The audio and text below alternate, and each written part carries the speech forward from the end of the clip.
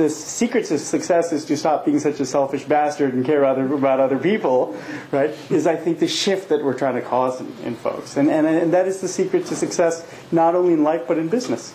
You want to share your first experience? You know, yeah. See, I took that class. Yeah, I took that class whenever, a few decades ago now, and when I took it, you know, it was the same exact assignment. We had to do something, and I decided I wanted to figure out what it would be like to be in a wheelchair, because there was someone who lived in the same dorm as me. She was an Olympic downhill skier until she smashed into a tree, and then she now spends the rest of her life in a wheelchair. She's a paraplegic, and I wanted to see what that was like to be in her shoes. And so I rented a wheelchair, and I tied my legs together and just kind of sat in the wheelchair for, I think, like 3 weeks. I thought I would only do it for about a week. And I found it was hard to do. I mean, it was the kind of thing that, you know, from the minute I got up in the morning to the minute I went to bed at night, I was in this wheelchair, kind of rolling around campus, taking exams in a wheelchair. It's just, you know, and immediately you can't do as much in the day. You have to, like, cut stuff out of your schedule because you just can't get there and back in time. And, you know, you realize, God, the world is really filthy because it's all coming up from the tires onto your hands.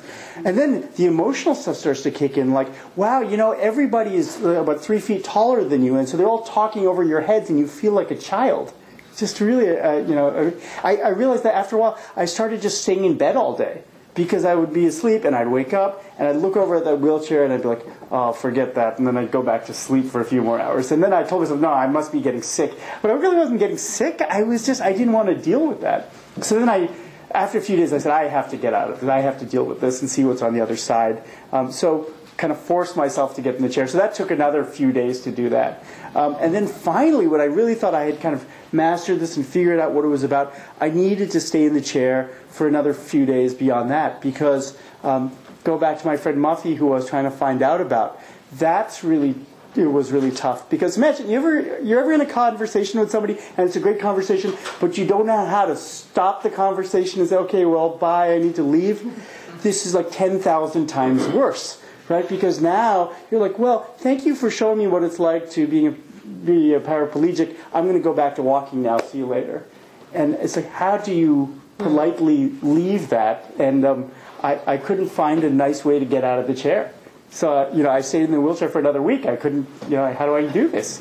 And finally, she said, wasn't your assignment over like a week ago or something? And I said, yeah, you know, to be honest with you, I don't know how to get out of this.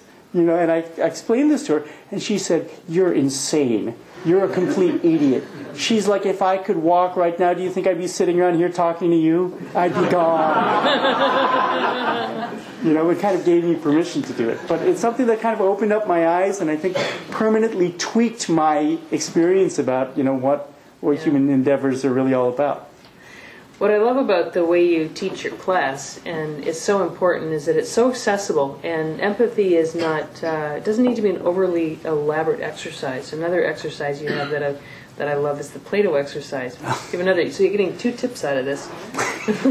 Play-Doh? Yeah, well, that's day 2 of my class, right? Day 2 is, so the first day is all logistics, you know, like handing out schedules, and here's what you're going to be graded on, and a little bit of overview PowerPoint. Day 2 is Play-Doh day, where we take all the students and we hand out Play-Doh to all of them. And we just do a little game where we ask people to sit next to the person that they think they know the best in class. So they sit next to that person and say, okay, we want you to use this Play-Doh to create a utensil to help your friend eat their favorite food.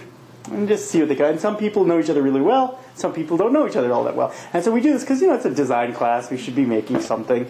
And what's really interesting is just, you know, there's some different patterns that happen. There's some people who sit there and say, Heather, what's your favorite food? Okay, spaghetti. Okay, and then they just go off and they tweak by themselves for 10 minutes and they make something. Right? And those guys, you know, they come up with something that they think is cool. And then when you ask them, well, Heather, would you eat that or would you use that?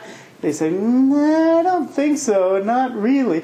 And then there's other people who realize, wait a minute, this is Play-Doh. This is really easy. So then they do rapid prototyping. They go, you like this? No. Okay. You like this? And then they start to co-design the stuff together. And they usually get to something really fun and something that both people really like, the designer and the user like. And then there's the third group who they don't, you know, they talk to each other a lot in the exercise. But I noticed they don't talk about the utensil or the food at all. They're just talking about, you know, the date they went on or a movie they saw while they're doing this, and they come up with brilliant stuff. And it's because these people have been friends for a long, long time. And so their connection to the other person is just like, yeah, Heather, I know what you like to eat. I'm just going to make this thing. And then when you go around and you ask the students and you say, so why do you make this thing for Heather? And it's because I say, oh, you know, she eats cereal every morning and she always dribbles down her chin. And Heather says, I do. And I say, oh, yeah, you do. I've been sitting across from you for 4 years. You know? And so they're leveraging something else. They're leveraging this intuition and this gut sense that came from years of connection together. And it's beyond, even better than the kind of classic rapid prototyping stuff that we teach in design. And I think that's, you know, kind of the central premise of why we're teaching this, because, you know, the way that this happens with me sitting next to you and making utensils, this is how all commerce used to be done, you know, for thousands of years, which is shoes were made by a guy who lived down the road from you and your foot size and saw you grow up, and your clothes were made by, you know, relatives of yours. And then we had this magical thing called the Industrial Revolution. And now there's, you know, people in China making, you know, skis for people in Quebec to go, you know, skiing with, and they've never seen snow in their life before. And so that, you know, that separation, imagine trying to do that Play-Doh exercise at two opposite ends of the world, is this huge rift that we've created. And so everything we teach in need finding or with the book, with empathy, is just, you know, a Band-Aid to try and heal that schism that we have, that kind of disconnection. We are more connected as people than ever before, and yet further apart. It's the strangest thing. Interesting. You talk about concepts around neurology in your book as well, and you have a concept around mirror neurons, which is really interesting. You want to talk about that a bit? You know, mirror neurons, how many of you have heard about this whole thing about mirror neurons? A very cool thing. It's kind of like, you know, I just read someone recently in a paper saying that mirror neurons are going to become the right brain, left brain of the next decade. It's just going to keep showing up over and over and over again in how people think about this stuff. And it goes back to some work that Marco Iacoboni and a couple of other researchers in Italy did. This is now about 10 years ago or so, give or take. And it's just some really fascinating stuff where we know that there are these motor neurons in the premotor cortex, and these neurons fire right before you do anything. So if you're going to, you know, lift this glass, there's some things that fire that say, okay, lift glass, you know, just a second before. But what they found was something else weird was happening, was that these things were firing at other times. They were firing, for example, when you saw somebody lift a glass, the same things would fire.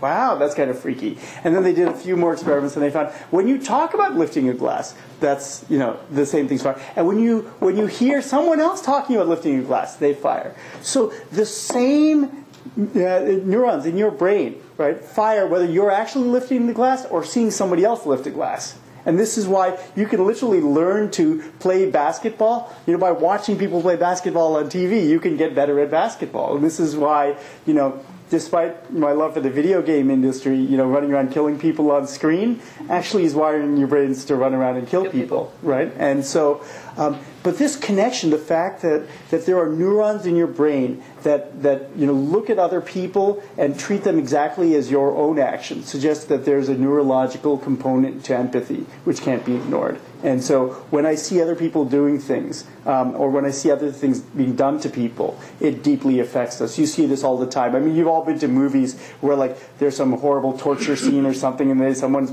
cutting somebody, and the whole audience goes, yeah. It's because you literally know what's going on in that scene in a deep biological way. You're not just imagining it.